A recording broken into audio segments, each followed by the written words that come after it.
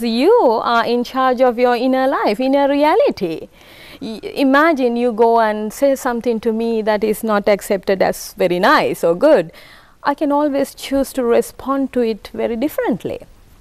What I notice about many people not knowing as to what influence, impact it can make on yourself and others, people go on reacting to situations. Reaction comes out of ego and the whole feeling of not good enough, shouldn't have happened to me, it's not right. Too much of tension is created out of reactions. But we unconsciously react either out of sadness, anger, fear, doubt. Or happiness. Or even happiness, too much of excitement also. Exactly. Yeah. However, it's important we learn to respond. When we learn to respond to life situations, you are in charge of your reality. You are pretty much in the middle ground, which is neither here nor there. Therefore, a person who can take responsibility, your ability to respond. If you can take responsibility to respond to situations or life situations outside of you, it's a better place to be, I guess. If you go on reacting, it's like someone pressing, many things outside of you, pressing buttons, and you go on responding to these things, it affects your neurology over a period of time. This is why we advocate personal mastery, and NLP is a wonderful subject to do that. I've gained personal mastery fundamentally through NLP. That's why I love the subject. And it has opened up my model of the world, my worldview, into many other things like meditation, Reiki, holistic wellness. So I would like to invite people who are watching, they can, you asked me the question, how can they study this at home? Well, enough of material is available online.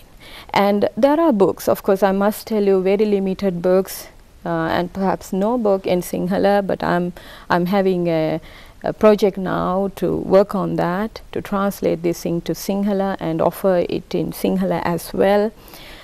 So material is available. If you have the willingness, desire, you can just go out there and learn it. Having said that, I must say this to you. Now, neuro-linguistic programming is just the label. We find many successful people, even basic mothers at home, young children, living NLP. See, what you have to understand is learning NLP and knowing it technically versus living it, two different things. So I see even my mother, I told you, when I was small, I saw she was applying these things in her life. So most important thing is that you learn these modalities, you learn about life just by living life, being more self-aware. And then when you learn the subject technically from a book, when you see the structure, you can see the interlinks. So you can convince yourself, oh yeah, I've already known NLP.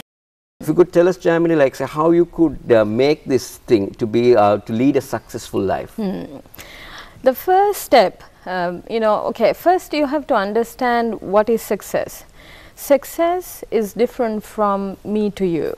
Each and every one of us have our own definition of success. It's unique.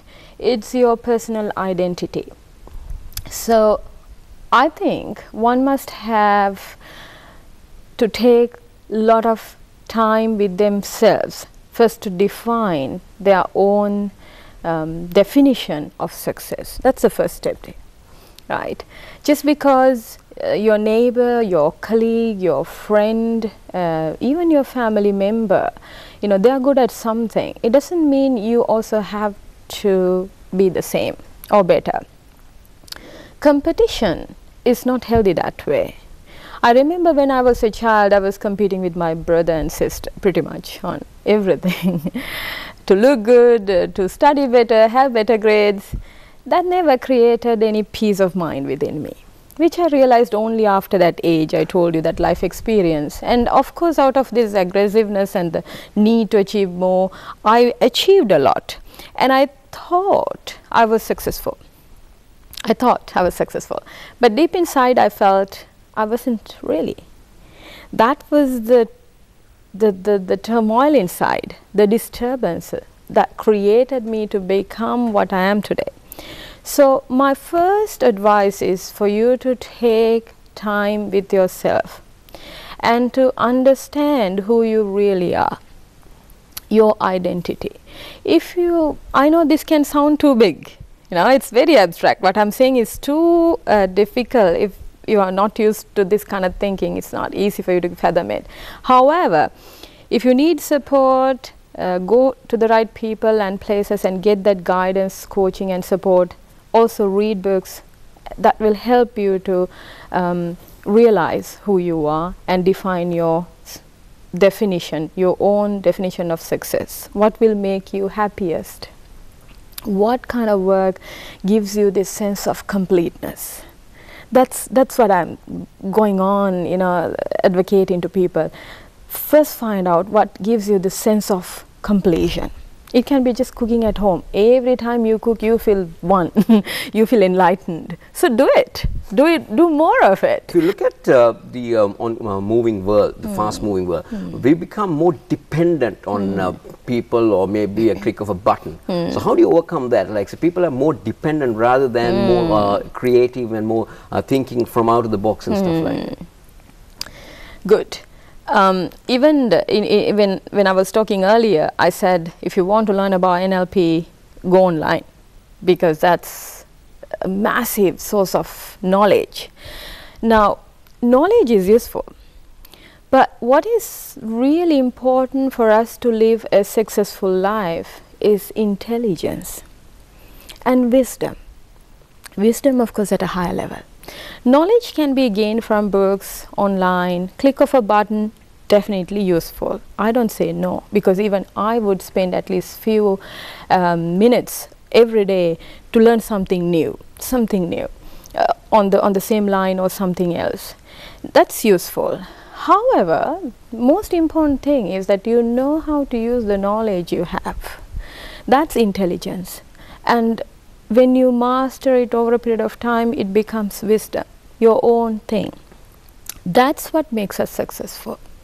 If you look at those successful people, everyone in sports, in culinary, now we're talking about cooking, and if we talk about politics, education, in every aspect, every sphere of life, successful people have something in common, is that they do what they love to do, and also they have a very strong knowledge base.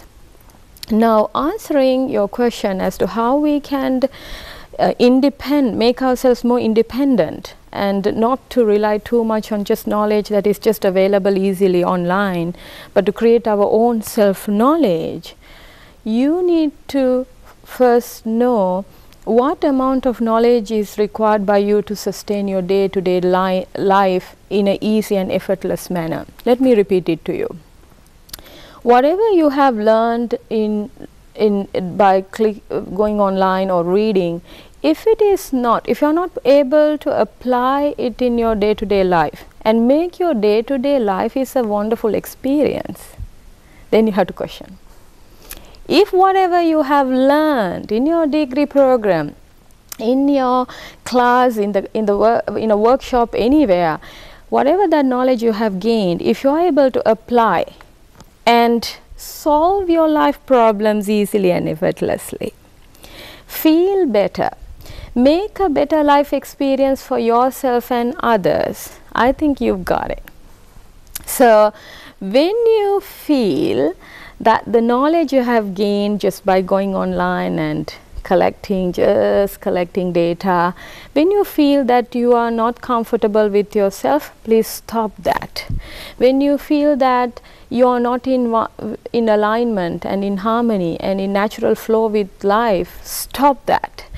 Take time off from that to be with yourself. I think personal mastery and a successful person should be able to just stand, sit easily, comfortably, without really holding on to something. How you can do this is just by developing self-awareness. Nothing but that. There's no easy way out, but that is the easiest way out also. To develop self-awareness, of course, you need guidance, you need some solid some kind of a structure or subject that helps you to do that. Without that, you can't just do it. What do you mean by self-awareness? People would ask, right? Self-awareness is the understanding of about your own self. What kind of thoughts running in your mind? What am I? What do I want to do? You have a solid understanding about yourself. That's awareness. Now, when you get into a computer, always on the phone or somewhere else, your focus is outside of you. I'm not saying your focus shouldn't be outside. Now, right now, I have to maintain my awareness outside of you. In the same time, I have to maintain my awareness within myself, my body, and talk through that. So that's the balance we talk about. Either way or whatever, so it comes back to the main subject. It's the self-discipline that you have in yourself that to maintain on the inner person that you are. That's right. As long as you develop that positive attitude within yourself, you can actually succeed great levels that you have not imagined, I suppose. Absolutely.